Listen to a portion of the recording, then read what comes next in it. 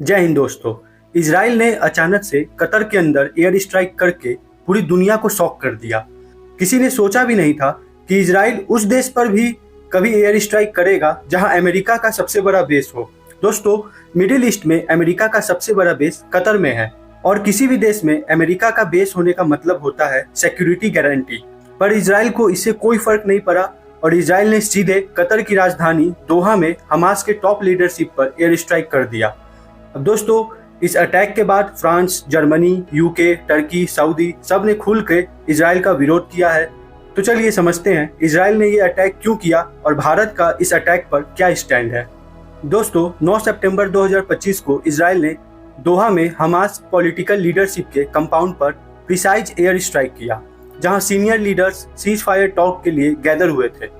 इस स्ट्राइक में हमास के 5 लोअर रैंकिंग मेंबर और एक कतर सिक्योरिटी ऑफिसर मारे गए।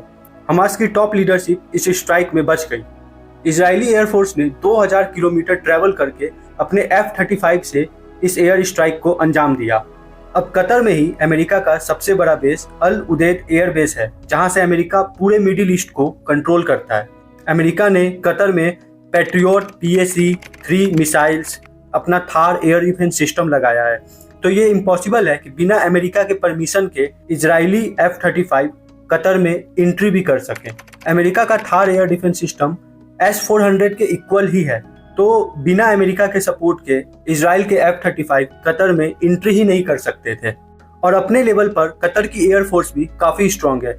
उनके पास राफेल, F-15 QA और ईरो फाइटर टाइफून जैसे एडवांस फाइटर जेट्स हैं। लेकिन फिर भी इजराइल ने सक्सेसफुली ये स्ट्राइक किया।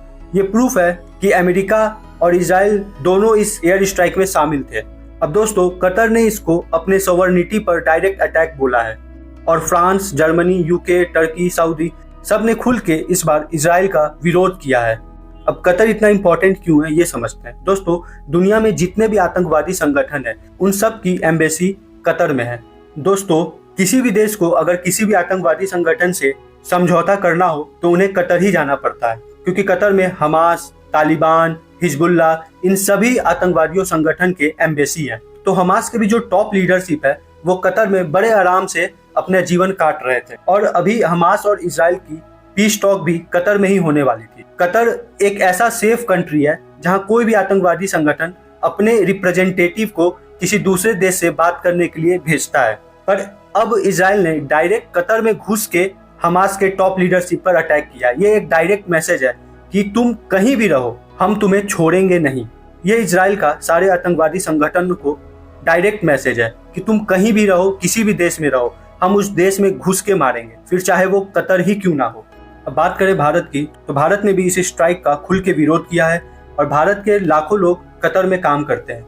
और अगर कतर अनस्टेबल होगा तो पूरी दुनिया में गैस के दाम बढ़ेंगे और उसका असर भारत पर भी पड़ेगा। तो दोस्तों, ये इंसिडेंट सिर्फ एक मिलिट्री स्ट्राइक नहीं बल्कि ग्लोबल सिक्योरिटी और डिप्लोमेसी के लिए एक बड़ा झटका है। इजराइल ने बोल्ड मूव किया है, लेकिन इसका फॉलआउट दुनिया महसूस करेगी।